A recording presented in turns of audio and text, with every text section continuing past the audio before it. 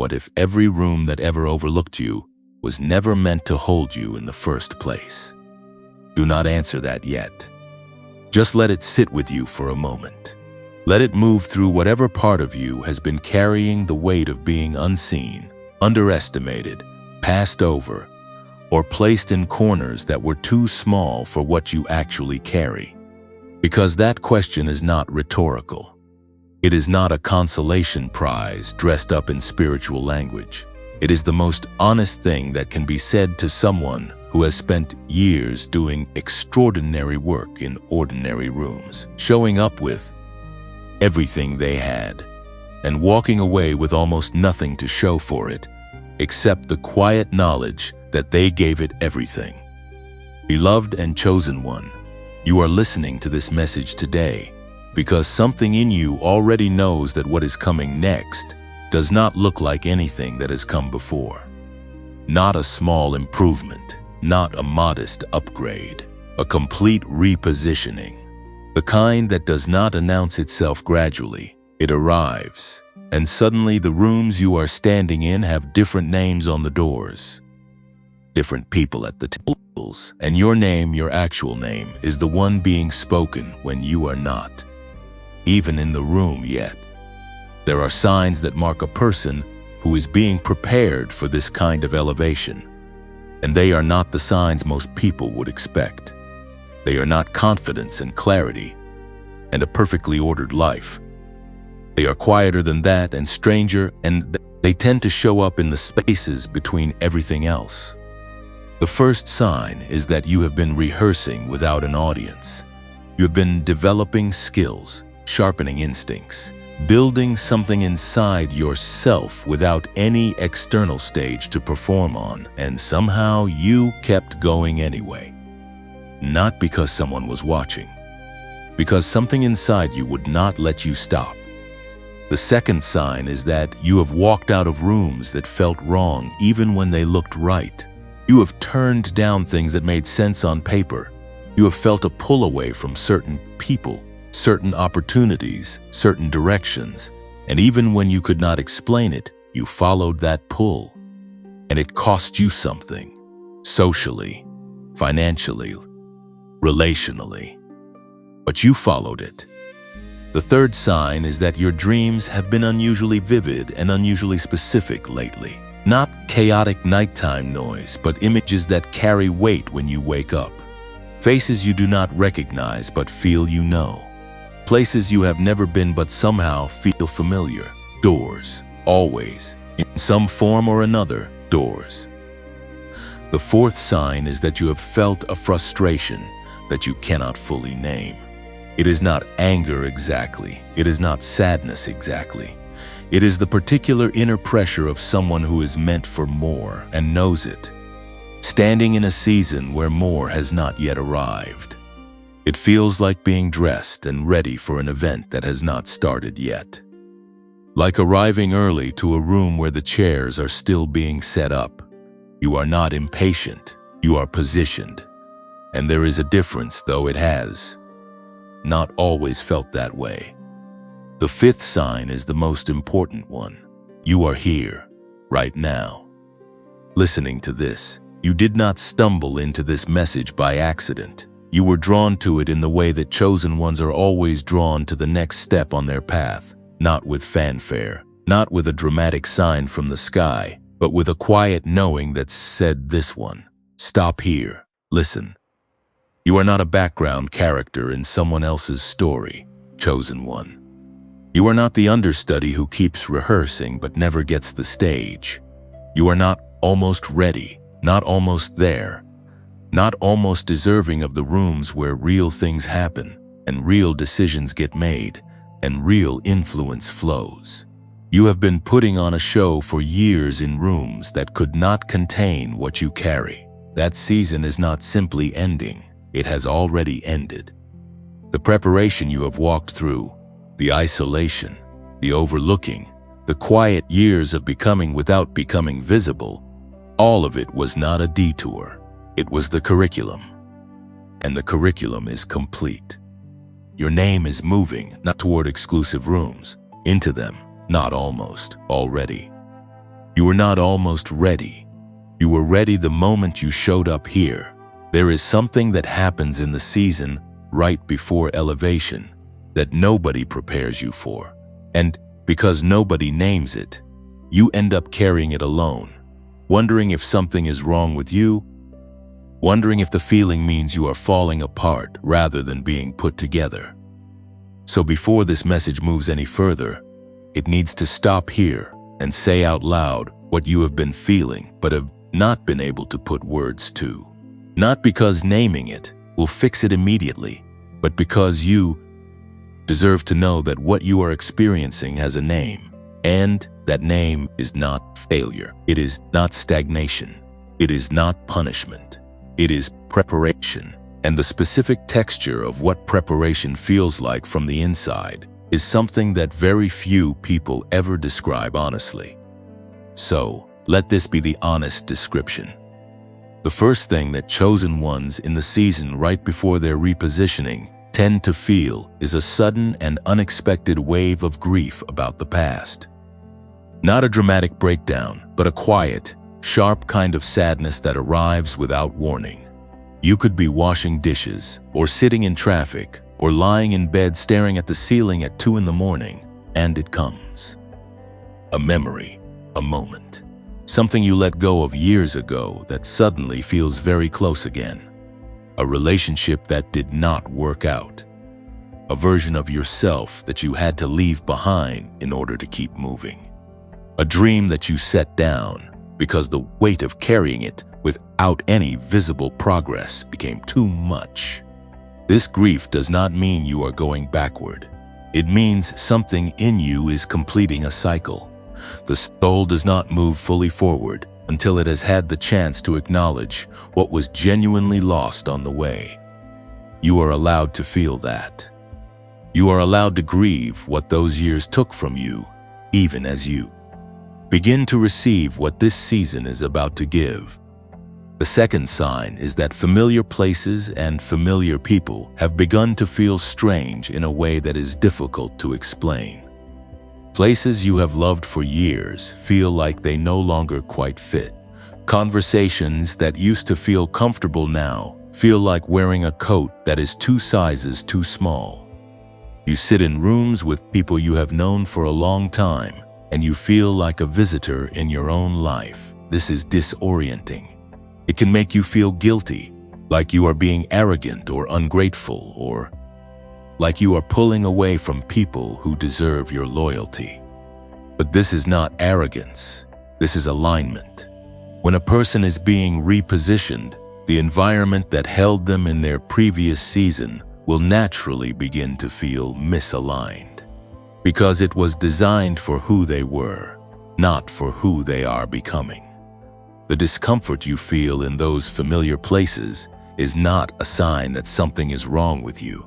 It is a sign that you have outgrown the container and a new one is being prepared.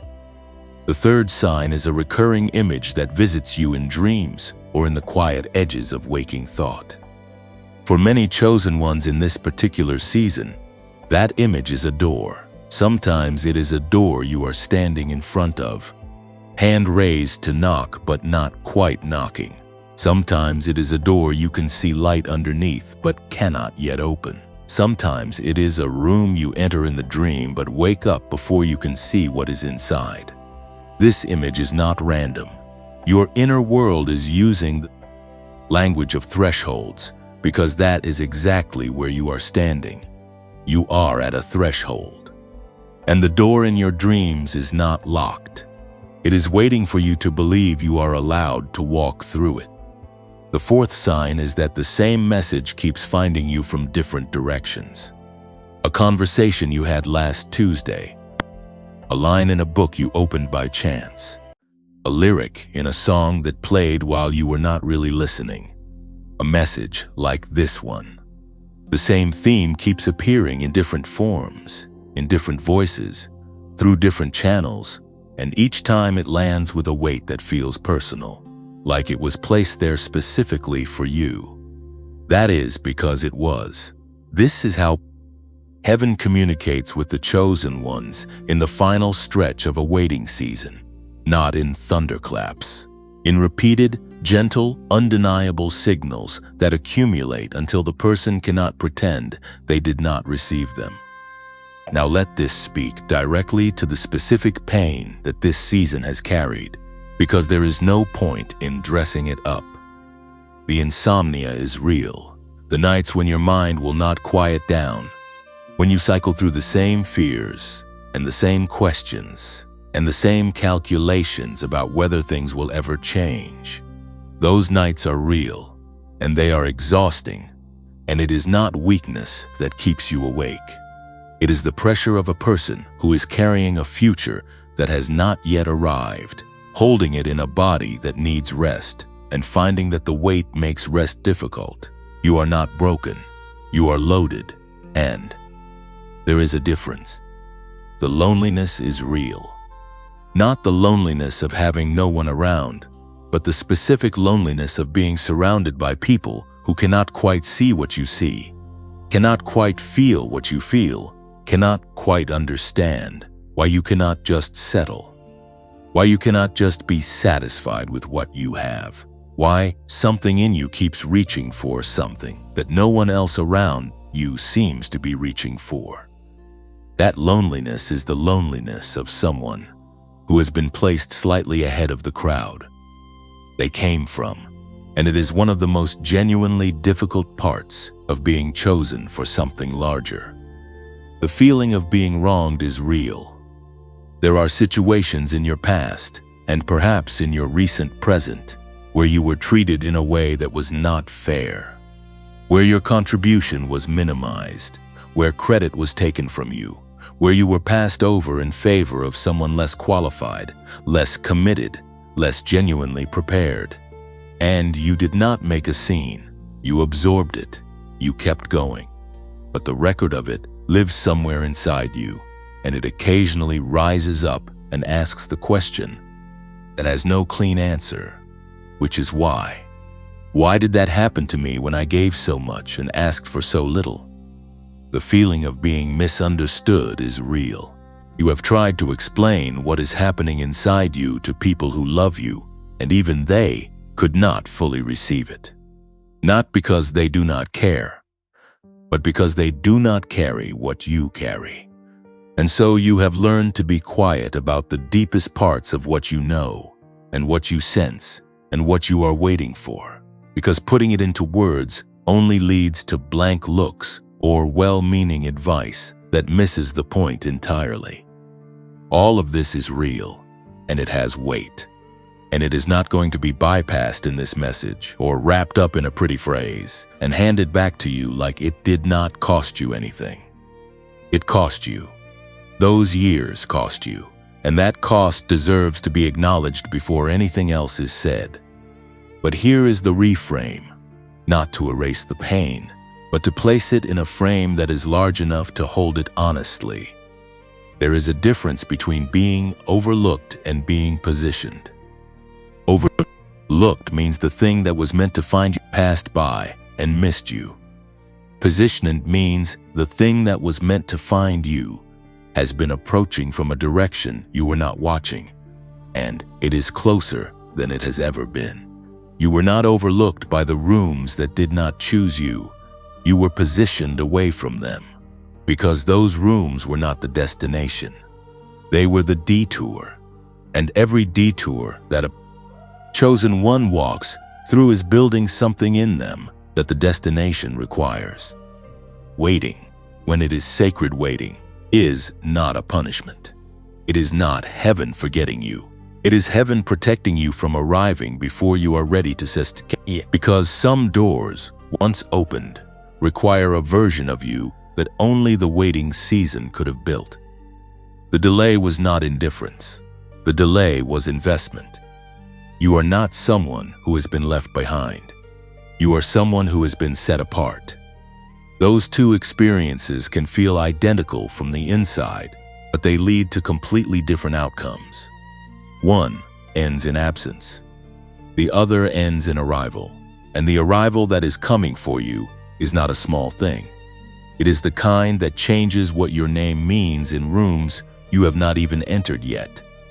If this message is landing somewhere real inside you right now, if it is touching something that you have been carrying quietly and alone, then do something simple. Type the word ready in the comments below, not as a performance, as a declaration. Because there is something that happens when a chosen one puts their agreement into words, even small words, even typed words in a comment section. It makes the internal external. It moves the knowing from the inside to the outside. And that movement matters. And if this message has given you something today, if it has named something you needed, named or reminded you of something you needed to remember, consider supporting this work with a gift. This channel exists because people who believe in this message make it possible. Every dollar that comes in through donations goes directly back into creating more content like this, more messages for more chosen ones who are sitting somewhere right now in their car or in their kitchen or in their bed at 2 in the morning, needing someone to name what they are carrying. You can donate through the link in the pinned comment or the description below. Whatever you can give, even the smallest amount, becomes part of what reaches the next person. And if giving is not possible for you right now, then sharing this message is just as meaningful. Send it to one person, just one. The person who came to mind while you were listening. They need this more than you know. Like this video, subscribe to this channel, and turn on notifications so that when the next message arrives, it finds you before the moment passes. You are not waiting to be discovered, chosen one. You are waiting to walk through the door that has already been opened, and that walk begins now. Something shifts when a chosen one stops waiting for the external world to confirm what the internal world already knows. And that shift does not happen through more thinking, more analyzing, more lying awake, running the same calculations through the same tired mind. It happens through practice, through doing something small, specific, and intentional that interrupts the pattern of waiting and replaces it with the pattern of receiving. Because there is a difference between someone who is waiting for their moment and someone who is actively positioning themselves to recognize it when it arrives. The first person is passive. The second person is prepared. And what you are about to receive in this part of the message is not theory. It is a protocol, a specific, repeatable, 3-step practice that you can begin today, right where you are, with no special equipment, no prior experience, and no requirement that you believe it will work before you tool has a name. It is called the threshold practice. And the reason it carries that name is because it is designed to do one specific thing, which is to move you in your own body and in your own mind from the feeling of standing outside a door to the feeling of standing inside one, from the posture of someone who is approaching their moment to the posture of someone who has already arrived at it. This distinction sounds subtle, but in practice it changes everything. The way you speak changes. The way you make decisions changes. The way you carry yourself in rooms changes. And when those things change, the rooms themselves begin to change in response. People respond differently to someone who walks in, knowing they belong there, versus someone who walks in, hoping they will be allowed to stay. The threshold practice is what builds that inner knowing into something you can access on purpose. Not just on your best days, but on your hardest ones too. Before the 3 steps are laid out, take one breath. Not a dramatic breath, not a meditation breath. Just the next natural breath that your body was going to take anyway, but this time do it on purpose. Breathe in through the nose, let the chest and the belly expand, and then release it slowly through the mouth. That breath is not decorative. It is functional. It tells the nervous system that the body is safe, that it is not in danger, that it can lower its defenses long enough to receive something. The nervous system of a chosen one, in a long, waiting season, is often running at a low-grade level of alert, not panic, but vigilance. A constant, quiet scanning of the environment for threat. That vigilance is what made you survive the hard seasons. But it is also what makes it difficult to receive good things when they arrive, because the system that was calibrated for danger has a hard time recognizing gift. One breath begins to recalibrate it. That is all it takes to start. Now, the 3 steps. Step 1 is remembering something you are grateful for. That did not happen. Not something good that occurred. Something bad that did not. This is a less common gratitude practice, and it is significantly more powerful than the standard version for a specific reason. When you list things you are thankful for that happened, your mind naturally gravitates toward the large, obvious gifts. Health, family, a roof overhead. These are genuine gifts and they deserve acknowledgement. But the mind processes them quickly and then moves on because they are familiar. When you list things you are grateful for that did not happen, the mind has to slow down and actually search. It has to reconstruct what could have been and compare it to what actually is. And in that comparison, something opens. You begin to see the protection that has been moving around your life in ways you did not always recognize as protection. The relationship that ended before it could do more damage.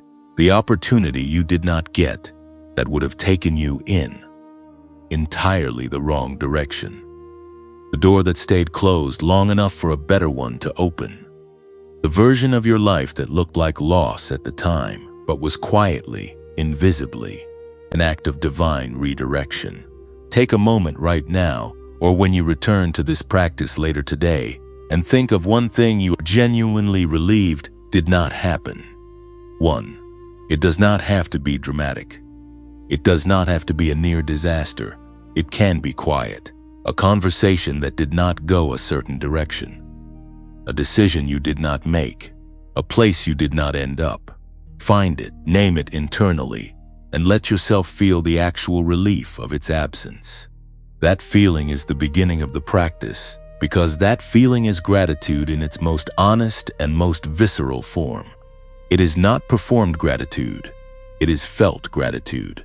And felt gratitude opens the receiving channels of the body in a way that performed gratitude never quite reaches. Sit with that feeling for at least 60 seconds before moving to Step 2. Do not rush past it. The 60 seconds is not arbitrary. It is the minimum amount of time the nervous system needs to actually register a new emotional state, rather than simply acknowledge it intellectually. There is a difference between thinking about relief and feeling relief in the body. Step 1 is about the body, not the mind. Let the body catch up. Step 2 is a spoken declaration that aligns you with the concept of sacred time, not clock time. Not the time that says you are behind, that says it should have happened already, that counts the years and measures them against expectations that were set by a world that does not know your assignment. Sacred time. The kind of time that operates according to a different measure entirely, the measure of readiness rather than the measure of schedule. The declaration you speak in Step 2 is this, and you speak it out loud, not in your head, because spoken words carry a frequency that internal thoughts do not, and the body responds to the spoken voice in ways it does not respond to silent thinking. Say this in whatever private space you are in, and say it like you mean it, even if part of you is not fully convinced yet, because the practice is not about having arrived at full belief before you begin. The practice is what builds the belief. Say these words: I am not behind. I am not early. I am exactly where I am meant to be, at exactly the moment I am meant to be here, and what is ordained for me is already in motion and cannot be stopped by delay, by doubt, by distance, or by anyone who has not been able to see what I carry. Say it once. Then say it again more slowly, this time listening to your own voice as you say it rather than just producing the words. The second time you say it, something usually shifts. A small resistance softens. A small recognition arrives. The words begin to feel less like a script and more like a memory. Like you are not learning something new, but remembering something you always knew but had temporarily forgotten under the weight of the waiting. If emotion comes up during this step, do not suppress it. If your eyes fill, let them fill. If something releases in the chest, let it release. This is not weakness. This is the body recognizing truth and responding accordingly. Truth lands in the body before it lands in the mind. The body knows first. Trust what the body does in this moment. Step 3 is 7 minutes of intentional silence. Not sleep, not distraction, not background noise while you do something else. 7 deliberate minutes of sitting with yourself, with your eyes closed, with no input from the external world, and with the 2 things from steps 1 and 2 held gently in the body. The feeling of gratitude for what did not happen, and the resonance of the spoken declaration. These 2 things become the container for the silence, and the silence does the work that neither thinking nor speaking can do alone. 7 minutes is not a random number. It is the threshold. It is the minimum amount of time required for the brain to move from its default surface-level activity into a deeper state where real integration occurs, where the things heard and felt into steps 1 and 2 can move from short-term processing into the deeper structures of the mind that actually govern behavior and belief. Less than 7 minutes, and the experience stays on the surface. More than 7 minutes, and the untrained mind begins to drift into distraction, and the quality of the silence degrades. 7 minutes is the sweet spot, and within that window, something that cannot be fully described in language happens in the brain. The walls between what you know intellectually and what you believe experientially begin to thin. The gap between understanding a truth and actually living from it begins to close.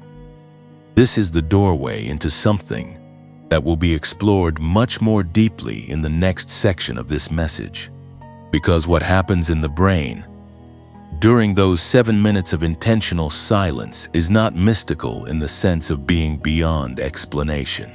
It is neuroscience. It is documented, researched, measured, and reproducible. And when a chosen one understands what is actually happening in their brain during this practice, it stops feeling like a ritual and starts feeling like a tool, a precise, powerful, scientifically grounded tool that was designed for exactly the kind of mind that has been enduring exactly the kind of season that you have been enduring. But before going there, do the practice first, today, not tomorrow, not after you finish watching. Today, in whatever time you can find, even if it is only the 7 minutes of step 3, begin. Because the information in the next section will mean more to you after you have had the experience of the practice than it will if you receive it cold. Experience first, explanation second. That is the order in which transformation actually moves. The threshold practice is yours now. 3 steps. 1 thing you are grateful did not happen. 1 declaration spoken out loud about sacred time. 7 minutes of intentional silence. That is the whole thing. Simple enough to remember. Powerful enough to change the pattern that has been keeping you waiting at the door rather than walking through it. And in the next part of this message, you are going to find out exactly why those 7 minutes work the way they do, and why the science behind them connects directly to the frequency that chosen ones carry, the frequency that is now beginning to call your name into rooms you have never stood in before. There is a frequency that chosen ones carry. It is not metaphor. It is not poetic language dressed up to sound scientific. It is a measurable, documented, neurologically real phenomenon that researchers have been studying for decades. And the reason it matters to you right now, in this season, in this message, is because understanding it will change the way you see every single thing that has happened to you in the years of waiting. It will reframe the isolation. It will reframe the overlooking. It will reframe the nights you spent wondering if you were simply built wrong for the world you were trying to fit into. You were not built wrong. You were built different. And different, in this case, means carrying a brain frequencies that most people around you were never calibrated to recognize or receive. Researchers call it gamma. Gamma brainwave activity operates at the highest frequency range of all measurable brainwave states, above beta, above alpha, above theta, above delta. It is the frequency associated with peak cognitive performance, with sudden insight, with the kind of clarity that arrives not gradually but all at once, like a light switching on in a room that was previously dark. Scientists who study high-performing individuals, people who demonstrate unusual levels of creativity, problem-solving ability, intuitive accuracy, and what can only be described as an elevated way of processing reality, have consistently found elevated gamma activity in the brains of these individuals. The ancient world called these people seers, prophets, pioneers, and chosen ones. Modern neuroscience calls them high gamma processors. The language is different. The phenomenon is the same. And here is what the research has found about gamma activity that will speak directly to your experience of the past several years. Gamma is not a constant state. It is not something the brain sustains at high levels all the time. It arrives in bursts. It arrives at thresholds. It arrives in the moments right before a significant shift, right before a breakthrough, right before the kind of clarity that reorganizes everything that came before it. And in the period leading up to those bursts, the brain often shows a pattern of increased theta activity, the slower, deeper frequency associated with introspection, with processing, with the kind of inner work that happens below the surface of conscious thought. Theta is what the brain does when it is preparing for gamma. Theta is the deep work. Gamma is the arrival of what the deep work was building toward. You have been in a theta season, a long one, and gamma is coming. The man who mapped this pathway with more precision than almost anyone else currently working in the field of applied neuroscience is a researcher named Dr. James Rivers. Dr. Rivers trained at the Massachusetts Institute of Technology, one of the most rigorous scientific institutions in the world, and spent more than 30 years studying the relationship between brainwave states and human performance, creativity, and what he describes as the activation of latent cognitive potential. His work has intersected with research conducted in collaboration with institutions including NASA, where scientists were studying the brainwave profiles of individuals who consistently demonstrated exceptional performance under pressure and in conditions of high complexity. What Dr. Rivers found across 3 decades of research and across thousands of subjects was a pattern so consistent that it could not be dismissed as coincidence or individual variation. The people who demonstrated the highest levels of creative output, problem-solving capacity, and what can only be called visionary thinking all showed one thing in common. They had reliable, repeatable access to the theta to gamma bridge, the ability to move from the deep processing state of theta into the high-performance clarity of gamma in a way that most people cannot do on command, and often cannot do at all. And the barrier that prevents most people from accessing that bridge is not intelligence. It is not discipline. It is not even effort. It is entrainment, or rather, the lack of it. Brainwave entrainment is the process by which the brain synchronizes its electrical activity to an external frequency stimulus. This is not new discovery. The brain's tendency to synchronize with rhythmic external input has been documented since the 1930s, and the research base supporting it has grown substantially over the following 9 decades. When the ears receive a specific pattern of sound, the brain does not passively hear it. It actively responds to it. It begins to match its own internal electrical rhythm to the rhythm of what it is receiving. This is called the frequency following response, and it is one of the most reliable and reproducible phenomena in all of neuroscience. It is not mystical, it is mechanical. It is the brain doing what brains do, which is adapt and synchronize with the environment they are placed in. What Dr. Rivers developed, after 30 years of research and refinement, is an audio protocol that uses precisely calculated sound frequencies, including binaural beats and isochronic tones layered in a specific sequence, to guide the brain from its ordinary surface-level beta activity down into the theta state, and then from theta up into the gamma threshold in a single continuous session.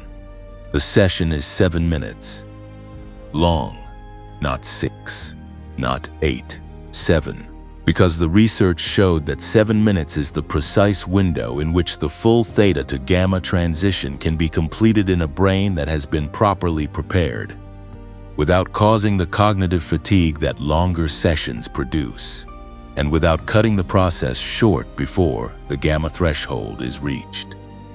7 minutes is the result of years of calibration. It is not an approximation, it is the finding.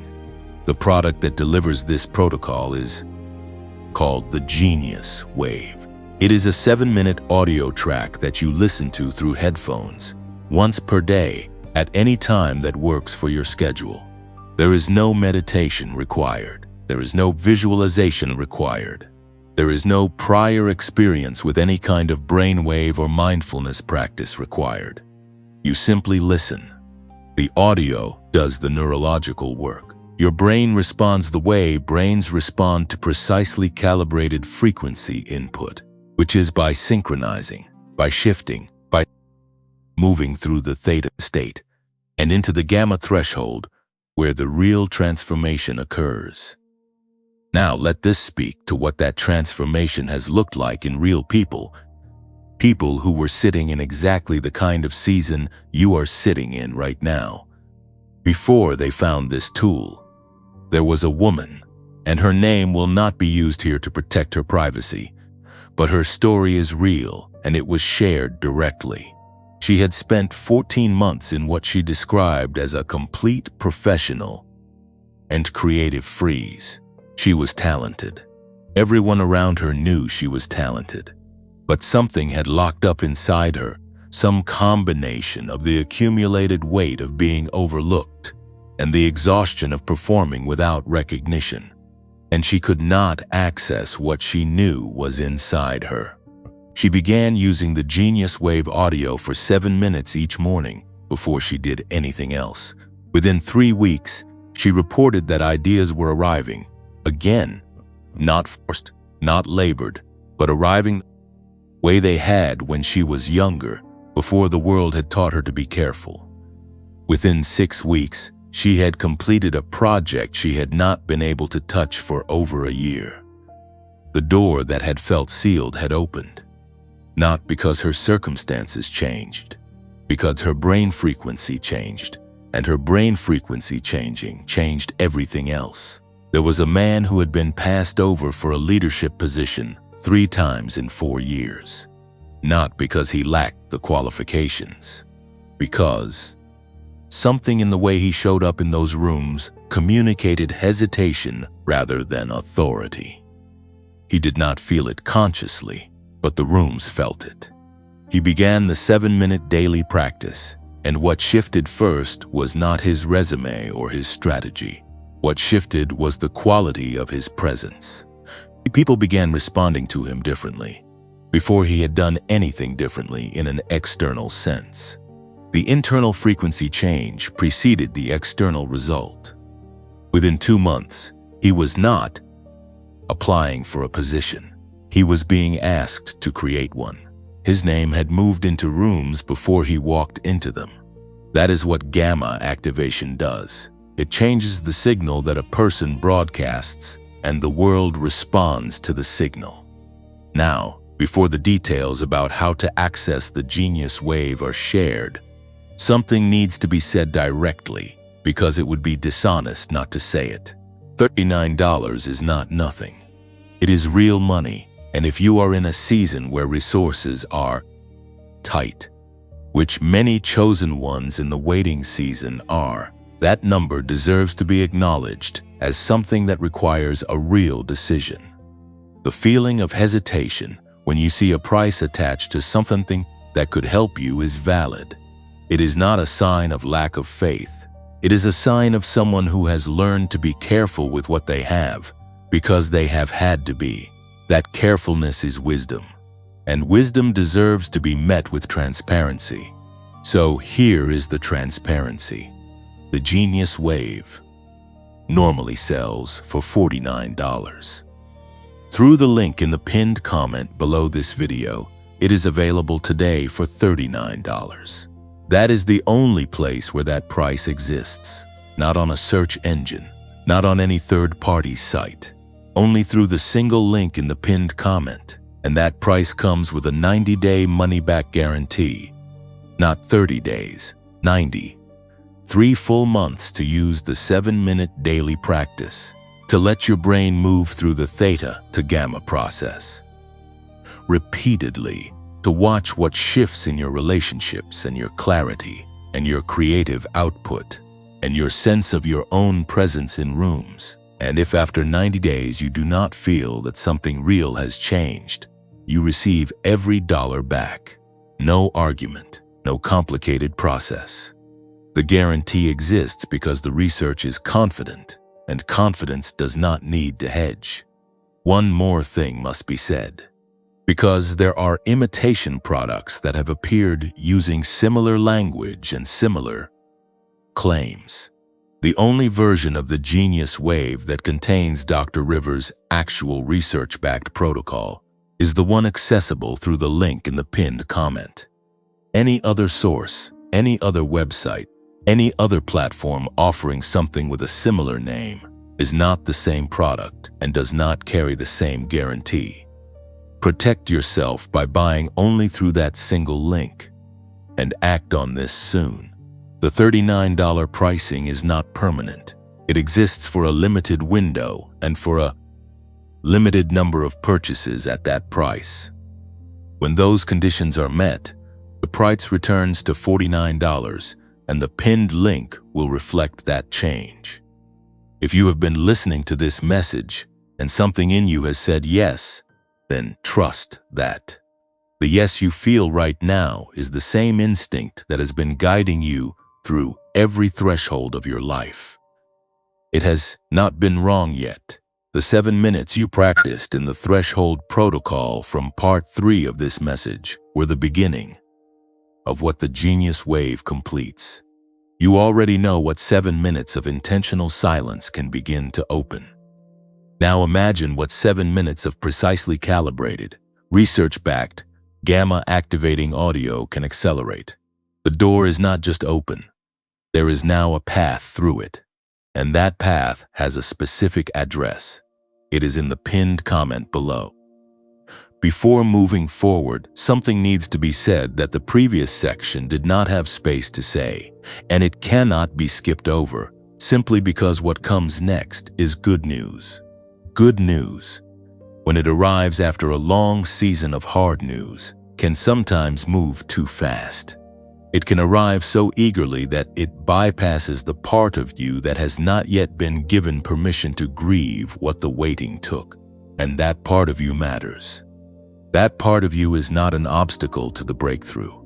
It is the foundation of it. So this part of the message slows down. It sits. It does not rush toward the light without first honoring the dark that preceded it. because the years cost you something, and it would be dishonest, and in a certain sense disrespectful, to move past that without saying it plainly. Let this speak to the specific things that the waiting season took from you, not in vague spiritual language, but in the concrete, everyday, human terms of what was actually lost. Relationships, there, are connections that did not survive the season you have been walking through. Some of them ended because the other person could not stay at the pace of your growth. Some of them ended because you could not keep pretending to be smaller than you are in order to make the dynamic comfortable. Some of them ended simply because seasons end and people move, and the bond that held things together was not strong enough to survive the change, the slow drift of two people becoming different versions of themselves. And some of those endings hurt in ways that are still unresolved. There are people you miss. There are versions of certain relationships that you grieve, not the relationship as it became, but the relationship as it once was, before the weight of everything made it impossible to sustain. Those losses are real. The loneliness that followed them is real, and the quiet wondering of whether the repositioning was worth the relational cost is a question that deserves more than a dismissive answer. Career. There are professional moments that passed while you were in the wilderness. Opportunities that appeared when you were not yet in the right position to receive them, or when the weight of the season had temporarily dimmed the light that you carry, or when the people holding the doors did not have the eyes to see what you brought. There are versions of your career that could have gone further by now, that in a different set of circumstances might have reached places that still feel like they are in the future. And comparing where you are to where you feel you should be by this point in your life is something you do not always admit to, but that you do. In the quiet moments, in the moments when someone your age announces something that you know you are equally or more capable of, and it has not happened for you yet. That comparison lives somewhere inside you, and it does not disappear simply because you have been told that your time is coming. Knowing something intellectually does not always silence the ache that operates below the intellect, the freedom to dream out loud. This one is subtle, but it is deep. At some point during the long waiting season, most chosen ones stop telling people about the big things they believe are coming. Not because they stopped believing, but because the gap between what they believe and what they can currently show became too wide to bridge in conversation, without looking delusional or arrogant or disconnected from reality. And so the biggest, truest dreams went underground. They are still there. They never actually left, but they stopped being spoken, and something about the silence around them made them feel less real, even to you. The freedom to say out loud what you actually see for your life, without editing it down to a size that other people can accept. That freedom was quietly surrendered somewhere in the middle of the waiting.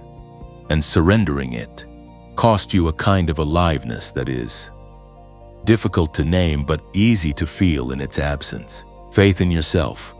This may be the most tender one, because chosen ones are not supposed to admit this.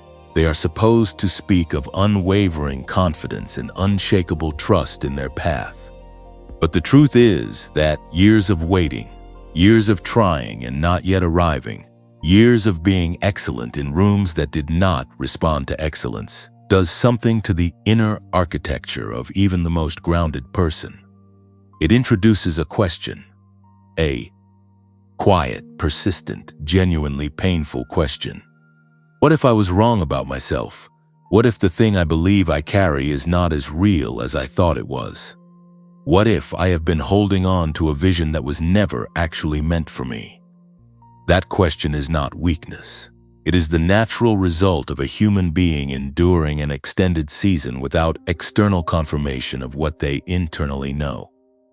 And it deserves to be named, not solved, not immediately reframed, but simply named and acknowledged and held with the same compassion you would extend to someone you love if they admitted it to you. Now let the story of one person from Scripture sit here for a moment.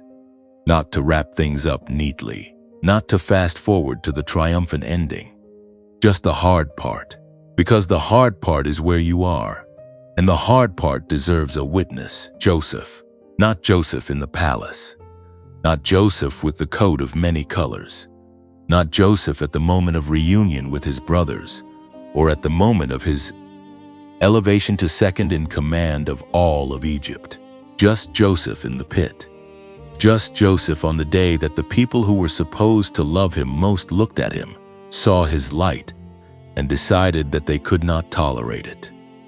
The day they stripped the coat off his back and threw him into a hole in the ground, and then sat down to eat their meal while he was in there. Scripture does not record what Joseph said from inside the pit. It does not record whether he cried, or whether he shouted, or whether he went silent. It only records that it happened, and that it happened at the hands of the people who should have been his safety. And then came the years, the slavery, the false accusation, the prison. Year after year after year of a man who had been shown a vision of his own greatness, living in conditions that contradicted that vision so completely that the contradiction itself must have been its own particular kind of suffering. Not just the hardship of the circumstances, but the cognitive and spiritual weight of holding a promise in your chest while everything around you said the promise was a lie. That is not a story about waiting being easy. That is a story about waiting being genuinely, profoundly, legitimately hard. And Joseph's story is in the text not to make you feel guilty for struggling with your own waiting season, but to show you that the ones who carry the largest assignments are given the longest, hardest, most bewildering preparatory journeys. Not as punishment, not as proof of unworthiness, as curriculum for a destiny that requires more than ordinary preparation can provide. You are not in the pit because you did something wrong. You are not in the pit because heaven forgot you. You are in the pit because the palace requires a version of you that the comfortable path could never have built. But this message will not skip ahead to the palace yet, because the pit is where you are. And the pit deserves to be sat with, not escaped from prematurely. The pain of what these years have taken from you is not something to be spiritually bypassed. It is something to be fully acknowledged, fully felt. And then, when you are ready, and only when you are ready, reframed in a light that is large enough to hold both the loss and the promise simultaneously. What was taken from you was real. The relationships, the career moments, the freedom to dream out loud, the unshaken faith in yourself. All of it was real, and all of it cost something genuine. And what is coming is also real, more real in fact than the loss, because the loss was temporal, and what is coming is the thing that the loss was clearing space for. But you do not have to rush to believe that right now. You do not have to perform gratitude for the pain before you have actually processed it.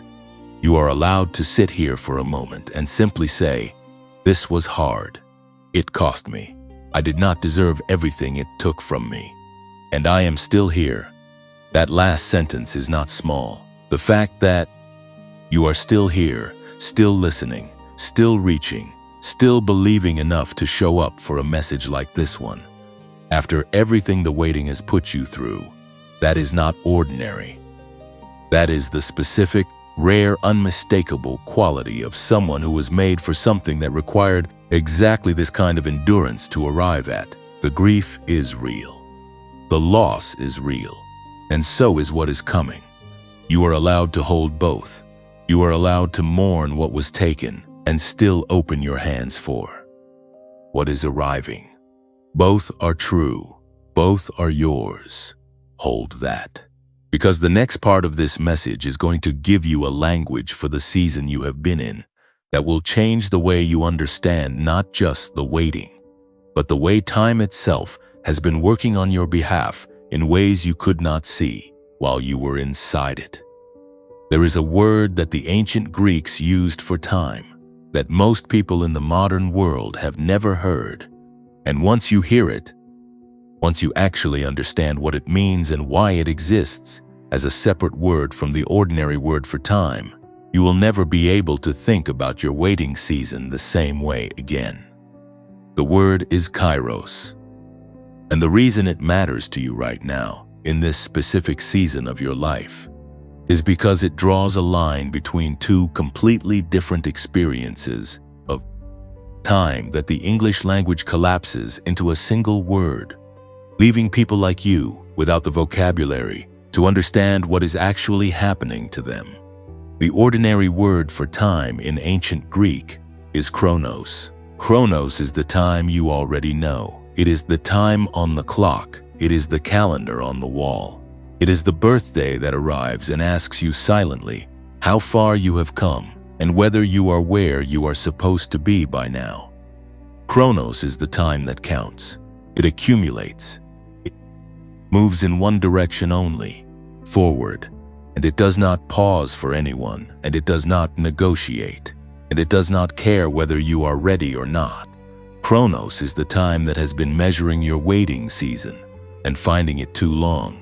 Chronos is the voice that says 14 months, 3 years, a decade, and attaches to those numbers a judgment about whether you are on track or off it.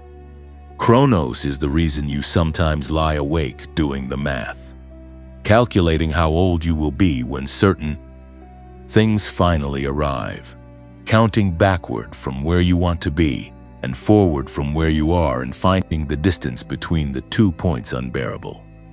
But kairos is something else entirely. Kairos is not measured in units. It cannot be counted or calculated or placed on a calendar. Kairos is the word the ancient Greeks used for the moment of perfect timing, the appointed moment, the moment when conditions have aligned in a way that makes a particular action, a particular arrival, a particular opening not just possible but inevitable. Kairos is the crack in the rock face that appears at exactly the right moment for the climber. Kairos is the wind that arrives at exactly the right angle for the ship. It is not early and it is not late. It is precisely, unrepeatably, irreducibly on time. And it operates according to a logic that Chronos cannot measure. Because the logic of Kairos is not the logic of accumulation. It is the logic of readiness meeting moment. Here is what this means for you specifically. The years that Chronos measured as delay were not delay in the language of Kairos. In the language of Kairos, those years were preparation, not punishment, not neglect, not heaven being slow or distracted or indifferent to your situation. Preparation. The kind of preparation that cannot be rushed without ruining the outcome, the way bread cannot be rushed in the oven without collapsing, the way a bone cannot be rushed in its healing without setting incorrectly and causing more damage than the original break. The Kairos moment that is arriving for you right now, the moment in which your name begins to move into exclusive rooms, required a version of you that only those years of Chronos could have built, and now that version exists. And Kairos has arrived. This is not a reward for effort. Let that land carefully, because it matters. The Kairos moment is not compensation for how hard you worked, or how patiently you waited, or how faithfully you endured. It is not a trophy handed to you at the end of a race. It is something closer to a lock and key relationship. The door of the Kairos moment has a specific shape, and the key that opens it has a specific shape, and that key was being cut during every single year of the waiting season.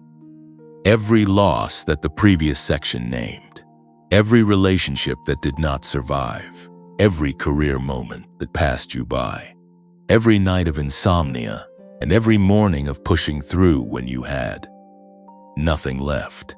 Each of those experiences was cutting another notch into the key. And now the key is complete, and the lock is in front of you. And this is not a metaphor for something still approaching. This is a description of where you are standing right now. You are not behind in Kairos time.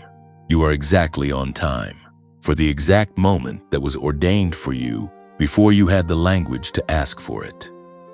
Now there is a second concept that belongs in this part of the message, and it comes from a different tradition, but carries the same essential truth in a different form. It is the concept that some theologians and scholars of sacred narrative call the door season.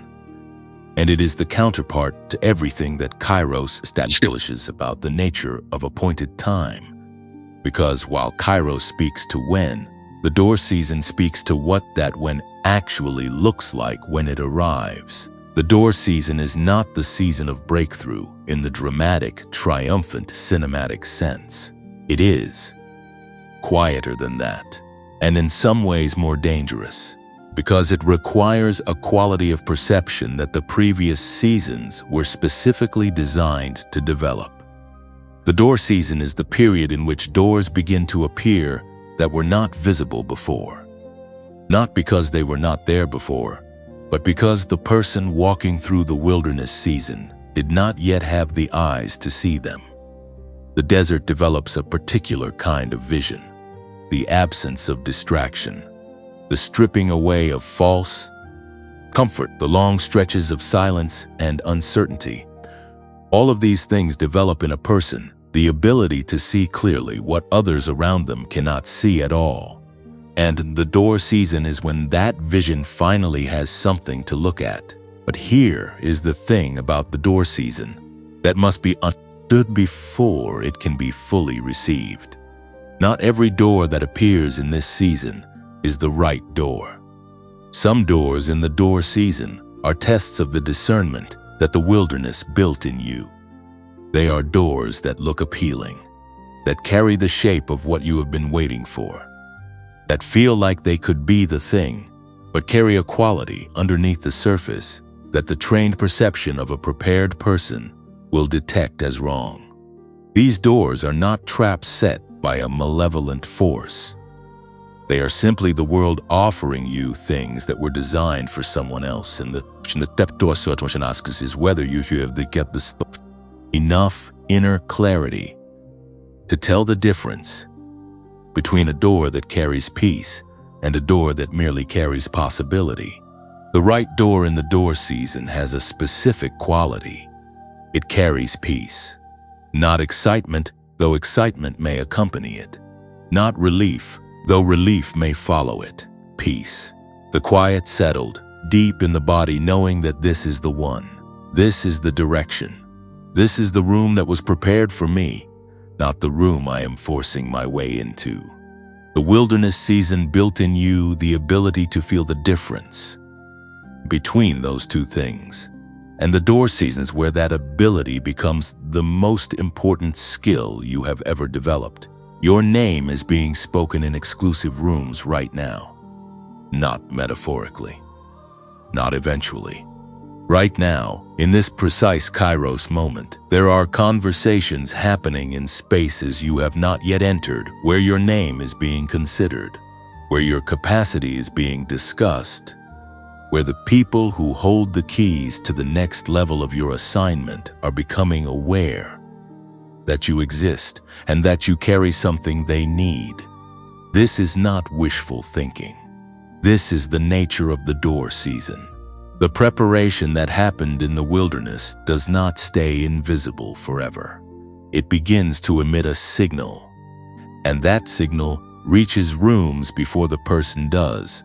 The rooms that are about to open for you are not rooms you could have entered at the beginning of the journey. They are not rooms that the version of you from 3 years ago, or 5 years ago, or a decade ago could have sustained. The elevation that exclusive rooms require is not just positional. It is internal. It is the ability to be in a high-stakes environment and remain grounded, to be in a room with significant power and not be destabilized by it, to receive recognition without losing the humility that made you trustworthy in the first place, to handle influence without being consumed by it. The wilderness built all of that. The Kairos moment is now activating it, and the door season is the lived experience of walking through what was prepared. You are not approaching this, you are in it. The Kairos clock is not counting down to your moment. It has already struck. The door season is not a future chapter. It is the chapter you are standing in right now, today, in this moment. Listening to these words with something inside you that already knew this before the words arrived to confirm it. The question is not whether the door is open. The question is whether you will trust your prepared perception enough to recognize it when you see it, and bold enough to walk through it when you do. Because the door that brings his peace is already in front of you, and it has your name on it. Something is moving inside you right now, and it has been moving for longer than you have had words for it. It is not restlessness exactly, though it has felt like restlessness at times. It is not anxiety exactly, though it has borrowed the texture of anxiety on the hard nights. It is something older and deeper and more directional than either of those things. It is the feeling of a person who is about to step into a completely different version of their life, and whose body knows it before. Their mind has caught up with the knowing. That feeling is not a warning. It is a signal. And this part of the message is going to name specifically, concretely, and without vague spiritual language, exactly what is moving and exactly what it is moving toward, because chosen ones in the door season deserve more than general encouragement. They deserve a map. 3 things are about to change, not eventually. Not when you have done enough or believed enough or worked enough. Now, in this season, in the weeks and months that are directly in front of you, and each of these 3 things will arrive differently, will feel differently in the body, and will require a different quality of response from you. So listen carefully, because what is described here is not a list of hopes. It is a description of what is already in motion. The first thing that is about to change is your sense of direction. For a significant portion of the waiting season, the question that has sat heaviest in your mind is not whether things will get better. It is the question of what you are actually supposed to do. What is the specific thing? What is the next step? What is the direction that all of this preparation has been pointing toward? And that question has been frustrating, precisely because you are someone who is capable of executing at a high level once you know what to execute on. You are not someone who lacks discipline or follow through or commitment. You are someone who has been operating without a clear enough signal about where to aim those qualities. And the absence of that signal has been one of the most quietly maddening aspects of the entire waiting season. That is about to resolve, not in a dramatic revelation that arrives all at once from the sky. It is going to arrive the way most genuine direction arrives for chosen ones, which is in a single, clear, small step that presents itself with a quality of obviousness that makes you wonder why you could not see it before. It will not look like the whole picture.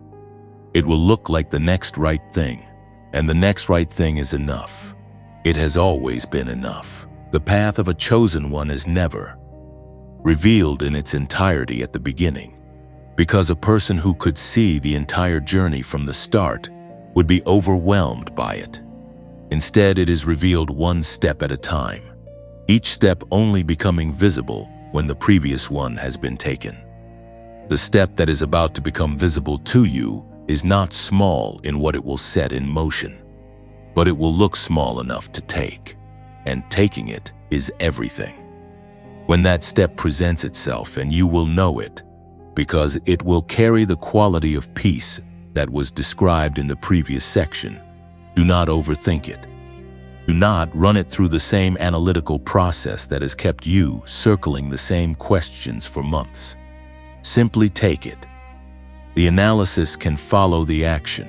The clarity deepens through movement, not through more waiting in stillness. The second thing that is about to change is your relational landscape. This one needs to be held carefully because it can be misread as something harsh that it is not intended to be.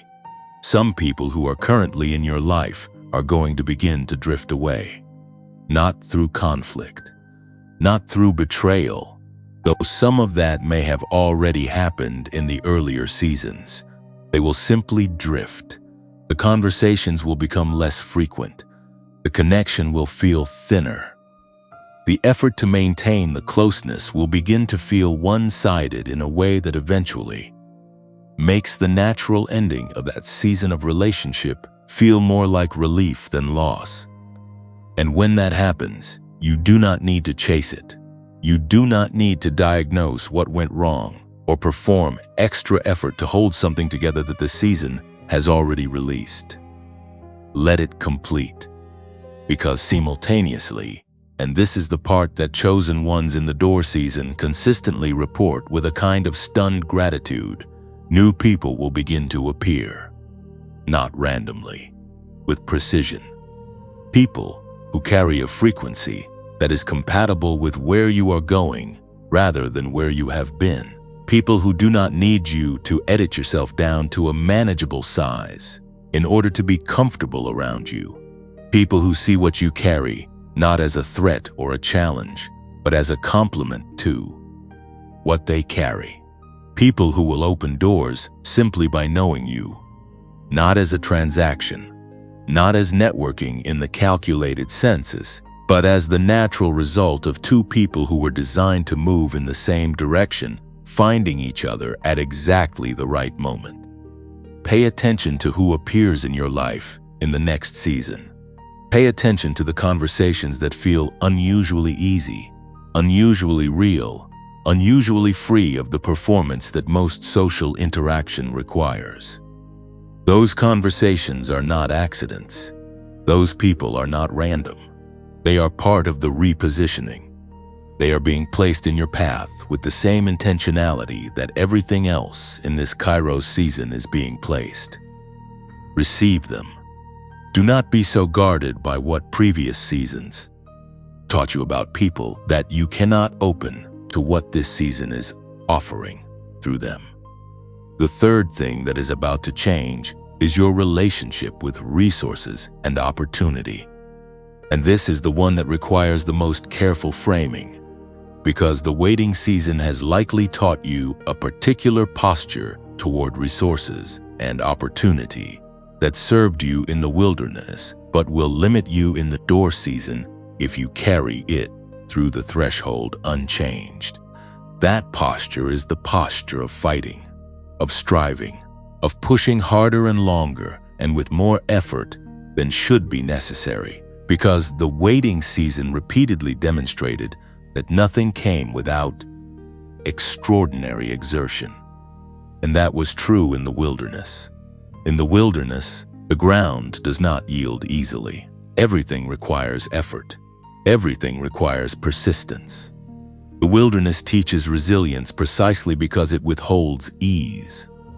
But the door season operates by a different economy, and the posture of striving that kept you alive in the wilderness will work against you in the door season if you do not consciously release it. Because in the door season, resources and opportunities begin to come toward you rather than requiring you to fight your way toward them. Not because you have stopped being excellent, but because the excellence that you built in the wilderness has created a gravitational pull that now draws things to you rather than requiring you to chase them. The fighting posture, when it is carried into a season of reception, actually repels the very things it is trying to reach. It signals scarcity to a season that is trying to deliver abundance. The practical instruction for this third area is simple but genuinely difficult for someone who has spent years in survival mode. Stop pushing so hard toward the specific things you have identified as the goal, and start paying attention to what is being placed in front of you without your effort, the opportunity that arrives without you chasing it, the introduction that happens without you engineering it, the resource that appears from a direction you were not watching. These are the door season deliveries. They do not look like the fruits of your labor. They look like gifts, and they are. Receive them as such, not with suspicion, not with the waiting season reflex of wondering what the catch is, with open hands and the grounded confidence of someone who knows that they have earned the right to receive well. Now, before the next section of this message, there is something important that must be named about what not to do during this period.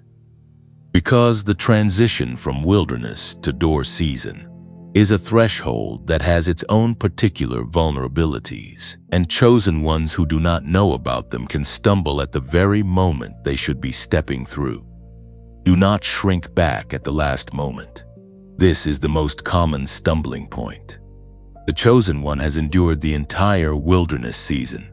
They have arrived at the threshold. The door is open, and something old in them, some deeply ingrained pattern of making themselves smaller to avoid the discomfort that comes with being seen, rises up and pulls them back from the edge of the very thing they have been waiting for. Do not negotiate with that pull. Recognize it for what it is, which is the last reflex of a survival pattern that has outlived its usefulness, and step through anyway. Do not announce the shift prematurely. There is a temptation in the early days of the door season, when the first signs of the repositioning begin to appear, to tell everyone, to share the evidence of what is happening, to seek external confirmation of the internal knowing. Resist this. The door season in its early stages is fragile, not because it can be stopped, but because premature exposure to the wrong voices can seed doubt at a moment when doubt is particularly costly. Let the fruit develop before you invite people to taste it. Let the evidence accumulate before you make the case. The rooms that are opening for you do not need to be announced. They will announce themselves. Do not compare your door season to anyone else's. The specific doors that are opening for you are shaped for you. They will not look like the doors that opened for the person whose story inspired you. They will not arrive on the same timeline or through the same channels or with the same external markers of significance. Your door season is custom. It was designed for the specific assignment that your specific life has been preparing you for.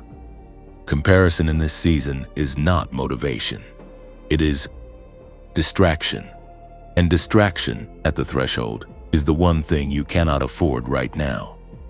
If this is landing, if something in you is saying yes to what is being named here, then do something with that yes. Type the word open in the comments below. Not as a performance, as an act of positioning, as a declaration that you are standing at the threshold, with your hands open and your eyes clear, and your heart ready to receive what this Kairos season is bringing toward you. Open. Type it. Let it be the word that marks this moment as the moment you stopped waiting at the door and started walking through it. Because the rooms are ready. Your name is already in them, and you are already on your way. The three things that are moving, the direction clarifying, the relational landscape shifting, the resources beginning to flow toward you rather than requiring you to fight for them. All of that is already in motion. And as it moves, as the outer world begins to rearrange itself in response to the inner transformation that the wilderness season completed in you, there is one more thing that needs to happen before you walk fully through the door. One more thing that belongs to this threshold: moment. And it is not an action. It is a recognition. Because chosen ones who step into exclusive rooms without knowing who they are in those rooms are at risk of performing in them the same way they performed in the rooms that could not hold them. And performance in a room designed for your presence is not what this season is calling for. Presence is grounded, named, fully inhabited presence. So this part of the message is going to give you a name. Not the name your parents gave you, though that name matters. Not the title that your job or your role or your relationship status assigns to you. A deeper name. The name of what you have become through everything the waiting season put you through. The name of the specific quality that the wilderness built in you, that the exclusive rooms you are entering will need more than anything else you bring through the door. The name is Waymaker. Not in the abstract, generalized sense of someone who is simply good at finding paths. In the specific, earned experiential sense of someone who has learned, through direct and costly experience, how to create movement where there was none, how to open passage where the way appeared completely closed, how to find the route through terrain that stopped everyone else who attempted it. A waymaker is not someone who was handed an easy path and followed it well. A waymaker is someone who encountered the wall, the closed door, the dead end, the season of complete apparent impossibility, and did not turn back. Who stayed at the threshold long enough, and with enough faith, that the wall eventually revealed a door that was always there, but only visible to someone who had been standing in front of it long enough to see it. You are a waymaker, and here is what that means for the rooms you are about to enter. Every exclusive room has a problem that the people already in that room cannot solve from inside it. They cannot solve it because they have not stood where you have stood. They have not navigated what you have navigated. They have not developed the specific quality of vision that comes from being on the outside of closed doors for an extended season and learning to see things that the people on the inside cannot see, precisely because they have always been on the inside. Your wilderness was not irrelevant to the rooms you are entering. It was the training ground for exactly the contribution those rooms need. The waymaker does not arrive in the exclusive room as a guest who is lucky to be there. The waymaker arrives as the specific person who was needed and who the room was waiting for, though neither the room nor its current occupants may immediately recognize that fact. They will give it time, not Chronos time, Kairos time. Now, this part of the message is going to lead you through something, not a teaching, an experience. A guided visualization that will move through you rather than past you if you allow it, and that will land you somewhere by the end of it that is different from where you are at the beginning of it. All that is required is that you close your eyes if it is safe to do so, or if not, that you soften your gaze and let the external world fade slightly to the edges of your awareness and breathe. 1. Breath, slow and deliberate before beginning. Picture yourself standing at a threshold. Not a metaphorical threshold, a physical one. See it as specifically as you can, a doorway, the frame of it above your head, the floor of it beneath your feet. You are standing at the exact line where one space ends and another begins. Behind you is a hallway, and the hallway is long, longer than you would like it to have been. It stretches back into a distance that you cannot quite see the end of from where you are standing, and along its walls, if you look, you can see the marks of the journey, the places where you leaned against the wall when the weight became too much, the scuff marks from the nights when you almost did not get back up, the faint outlines of doors that were tried and did not open, each one leaving its own particular kind of mark on the wall beside it. Look at that hallway. Do not rush past it. Do not avert your eyes from it. Look at the full length of it. Let yourself see what you have walked, not with shame, not with regret, not with the burning wish that it had been shorter or easier or less costly, with something that is closer to respect, the quiet, clear-eyed respect of someone who looks at the distance they have covered and allows themselves to know, without performance or exaggeration, that it was genuinely hard, and that they are genuinely still here, and that those two facts together mean something significant. Stay there for a moment. In that looking back, let the hallway be what it was: long, hard, costly, real. And now, when you are ready, turn your face forward. In front of you, through the threshold where you are standing, there is a room. And the room is not what you expected. It is not smaller than you imagined. It is not larger in a way that overwhelms.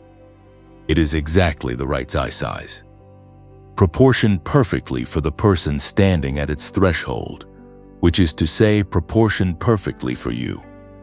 The light inside it is different from the light in the hallway, warmer, more settled, the kind of light that does not demand anything from you, that does not require you to perform or produce or justify your presence.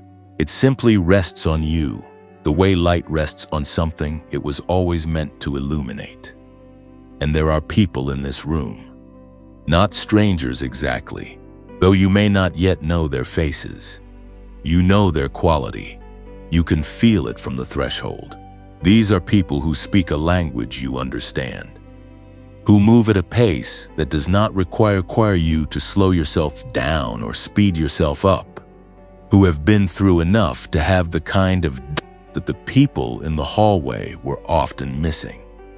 They are not looking at you with assessment or suspicion, or the guarded evaluation of someone who had yet not decided if you belong.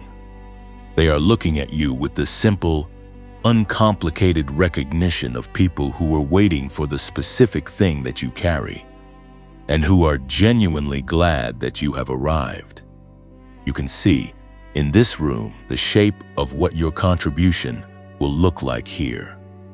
You cannot see all the details, but you can see the shape, the way the Waymaker quality in you will interact with the specific needs of this space, the way the things that were built in you during the longest, hardest parts of the hallway will be exactly the things that this room has needed and did not have until now.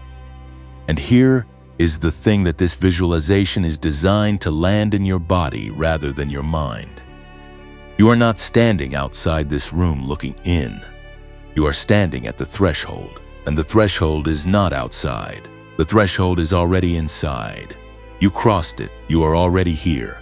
Not almost here, not approaching, here. The decision to step through was made the moment you showed up for this message. The moment you chose, again, to reach for the thing that your whole long hallway has been leading you toward. That choice was the step, and the step was taken, and you are in the room. Open your eyes now, or let your focus return fully to the present moment, and let what was just experienced settle in the body for a moment before reading on, because the visualization was not a fantasy about a future that may or may not arrive. It was a description of where you actually are. The threshold is now. The room is now. The people who carry compatible frequency are already beginning to appear in your life.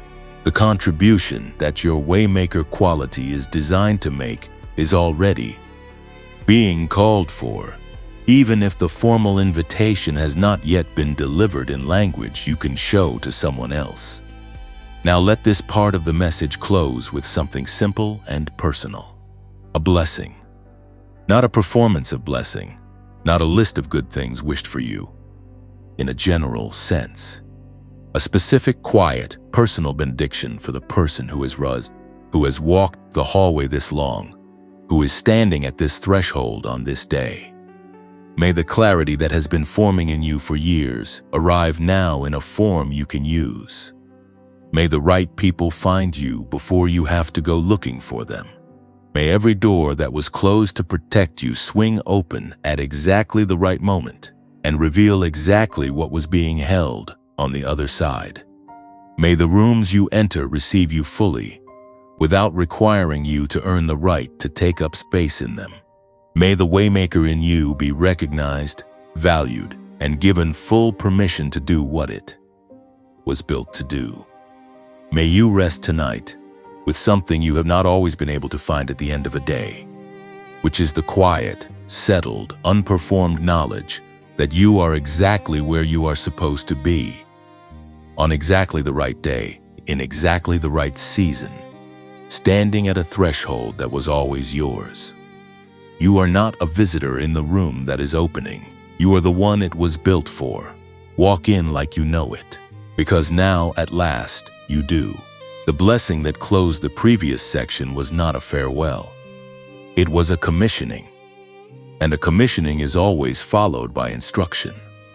Not instruction in the sense of rules imposed from the outside, but instruction in the sense of practical, actionable, grounded guidance for someone who is standing at a real threshold in a real life and needs to know not just that things are changing, but what to actually do with their hands and their time and their energy in the days that are directly in front of them. Because the Waymaker identity, as beautiful as it is to name and claim, is not something that lives only in the space of visualization and spiritual language. It is something that must be activated in the ordinary, specific, sometimes unglamorous territory of actual daily life. And activation requires action. Small, clear, doable action that begins today and compounds into the transformation that this entire message has been pointing toward. So this part of the message is practical. It is going to describe in specific detail the 3 areas of your life that are about to transform. And for each area, it is going to tell you exactly what to do right now. Not in principle, not in theory, but in the concrete terms of what a person standing where you are standing can actually do before this day is over. The first area is relationships. And the practical action here begins with a single decision that you may have been postponing. There is at least one relationship in your life right now that you already know, at the level of honest self-awareness, is not aligned with where you are going. Not necessarily a toxic relationship, not necessarily a harmful one, but one that requires you to be a smaller or less honest version of yourself in order to maintain. A friendship where you edit what you say before you say it. A family dynamic where you perform a role that stopped fitting you years ago, but that everyone around you still expects. A professional connection that is built on a version of you that the waiting season has already transformed beyond recognition. You know the one. It came to mind just now, and you let it come and then pushed it aside because the thought of addressing it feels complicated or disloyal or simply exhausting on top of everything else you are already carrying. The practical action for the relationship area is not to end everything that does not fit. It is simpler and more sustainable than that. It is to stop investing energy in performing the version of yourself that those misaligned relationships require. Not dramatically, not with an announcement or a confrontation or a carefully worded conversation about how you are changing. Simply stop performing. Show up as the person you actually are. Speak from the place you actually are. And let the relationship respond to the real version of you rather than the edited one. Some relationships will surprise you and rise to meet who you actually are. Those are the ones worth deepening. Others will naturally begin to thin, not because you withdrew from them aggressively, but because the performance that held them together has ended. Let them thin. That thinning is not failure. It is the relational landscape doing what the door season requires it to do. And simultaneously, open your attention to the new connections that are beginning to form around you. They will not always announce themselves loudly. They will often present as a conversation piece that feels unusually easy. A person who seems to understand something about you without requiring a long explanation. An encounter that leaves you feeling more like yourself rather than less. Pay attention to those encounters. Follow them. Invest in them. Ask the question that goes one level deeper than, the conversation is already going. Offer the honest thing rather than the safe thing. Because the relationships that are arriving in this door season are not going to be built on the careful, guarded, measured version of connection that the wilderness season taught you to default to. They are going to be built on the real thing. And the real thing requires you to show up first. The practical action for relationships today is this. Identify one person, just one, who represents the new relational frequency that this season is bringing. Someone you have met recently, or someone you have known for a while, but never quite allowed yourself to be fully real with. And reach out to them today, not with an agenda, not with a carefully constructed message, with something simple and genuine. A question you actually want to know the answer to. A thought you have been meaning to share. A simple acknowledgement that the connection matters to you. One reach. Today. That is the action. The second area is purpose, and the practical action here addresses the question that has been sitting heaviest in your mind for the longest stretch of the waiting season. The question of what you are supposed to do, the specific direction, the clear next step has been answered in principle in the earlier parts of this message. But principle without practice remains in the head and does not reach the hands. So here is the practice. There is something you have been thinking about doing, or making, or starting, or saying that you have been postponing. Because the timing did not feel right, or the resources were not yet in place, or you were not yet sure enough of the direction to commit to the first step. Says, you know what it is. It has been sitting in the back of your awareness throughout this entire message, surfacing and then being gently set aside, waiting for the right moment to be acknowledged.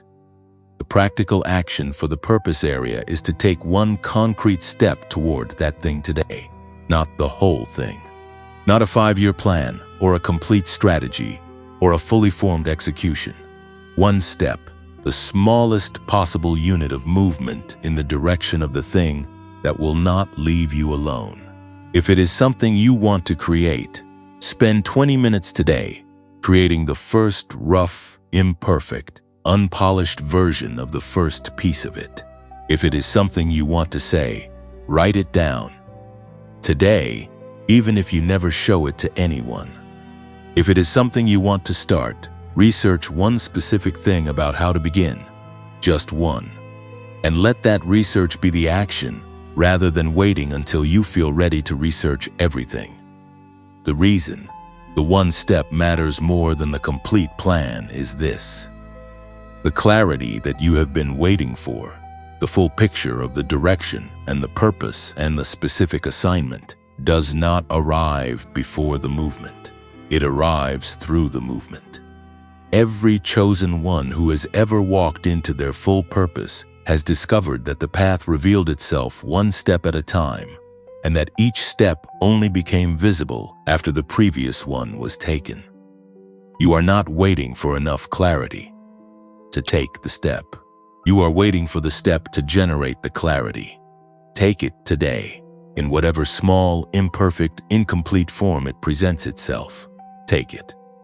And when the self-doubt arrives, because it will arrive, it always arrives at the moment of the first step.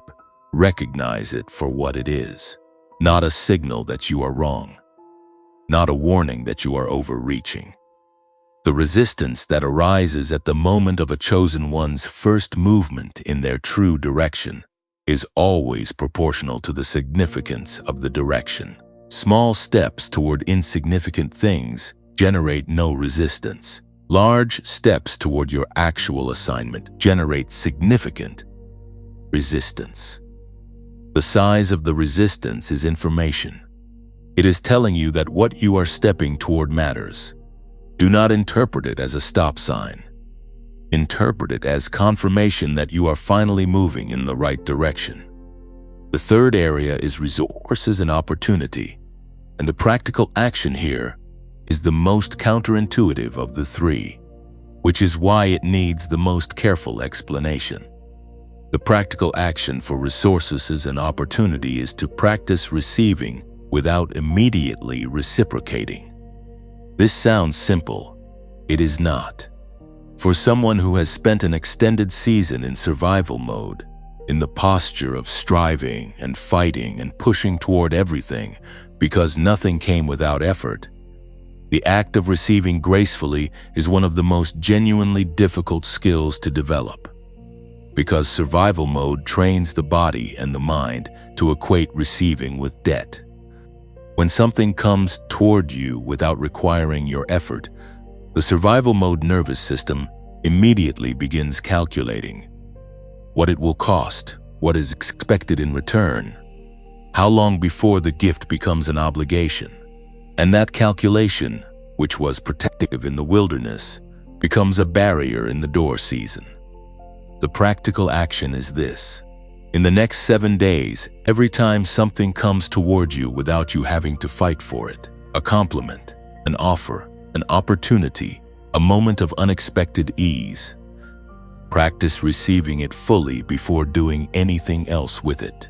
Do not immediately deflect the compliment with self-deprecation. Do not immediately begin calculating how to repay the favor before you have even finished receiving it. Do not immediately look for the catch in the opportunity before you have allowed yourself to feel the genuine gift of its arrival. Simply receive. Say thank you and mean it. Let the good thing land before you do anything with it.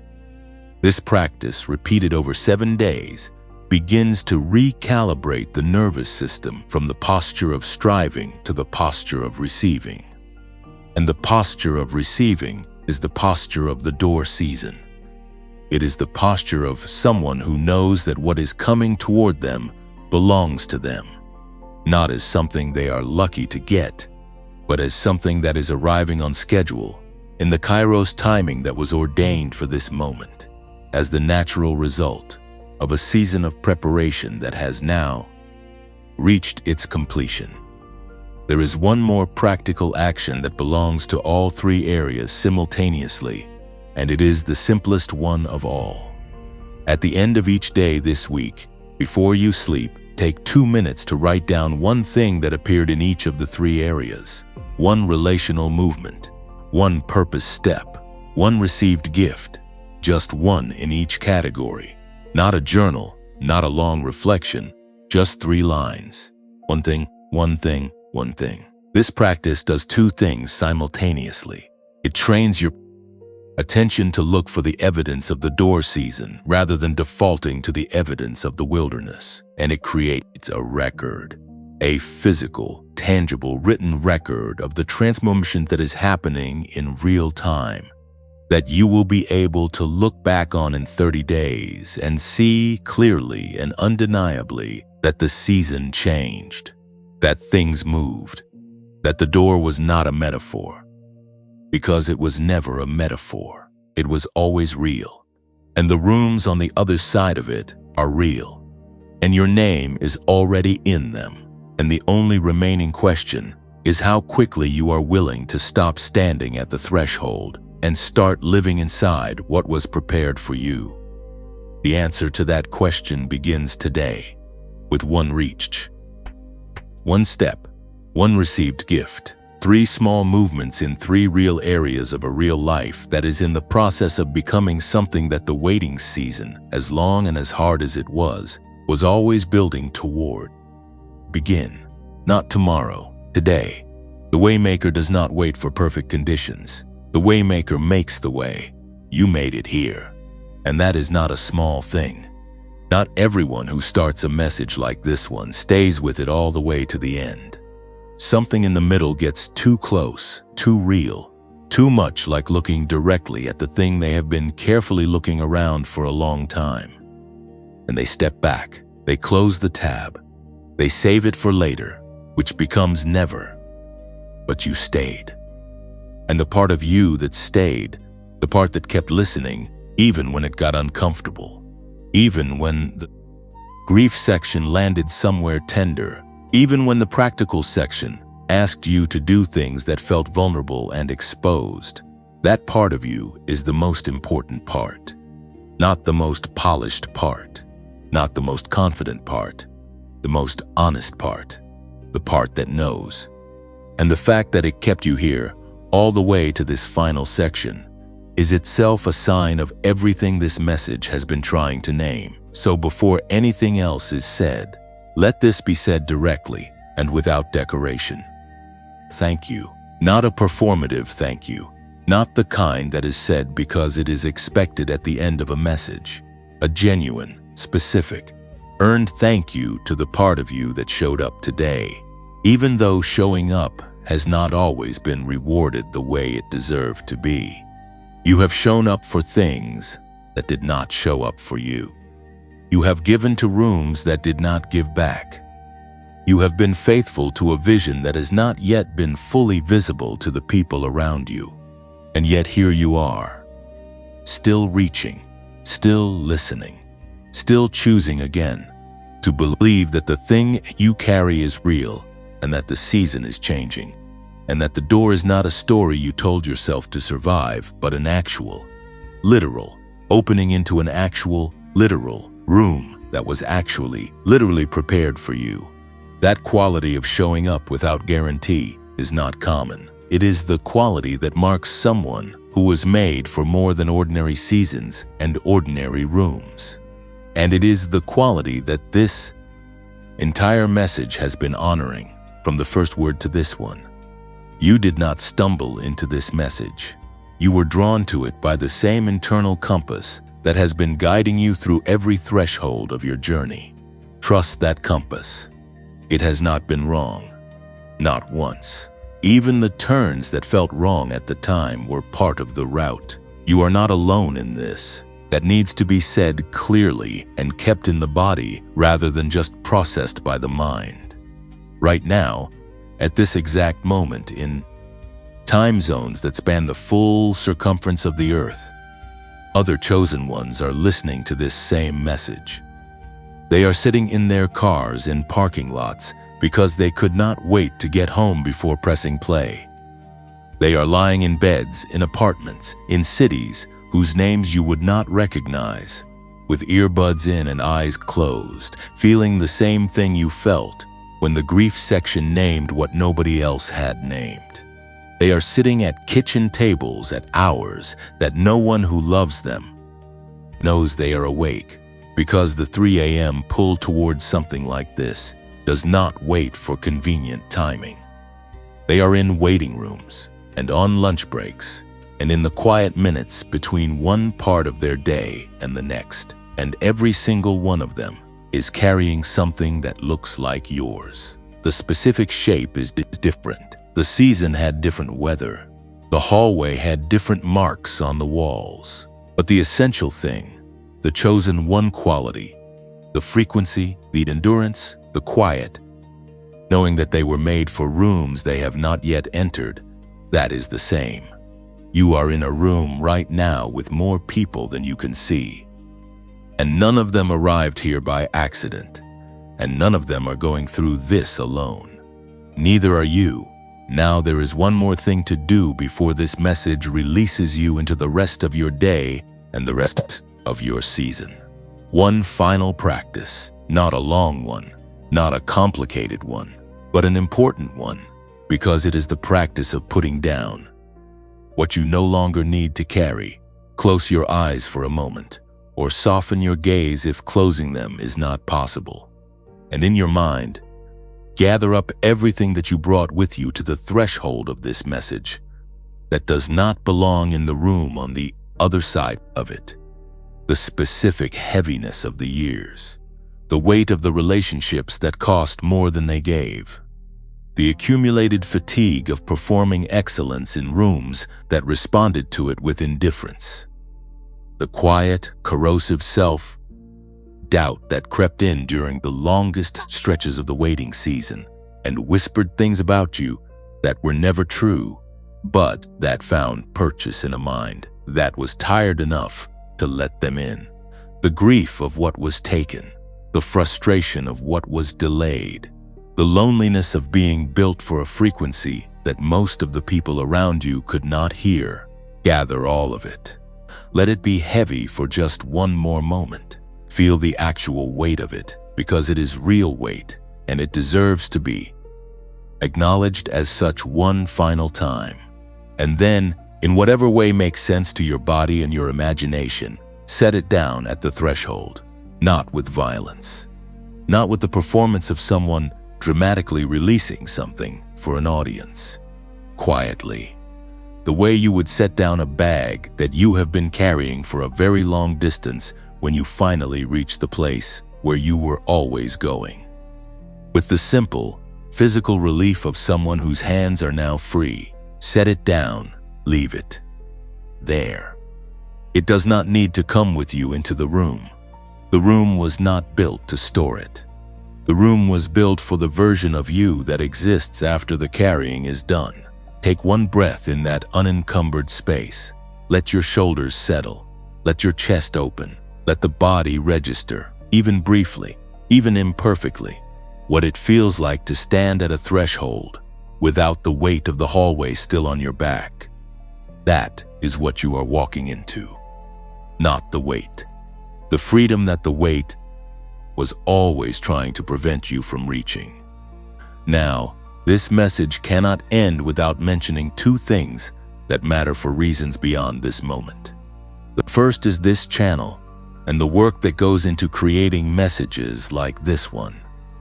Every word of what you have listened to today was written for the specific person who needed it most, which is to say, it was written for you and for the thousands of others who are listening alongside you in their own private spaces, at their own quiet hours.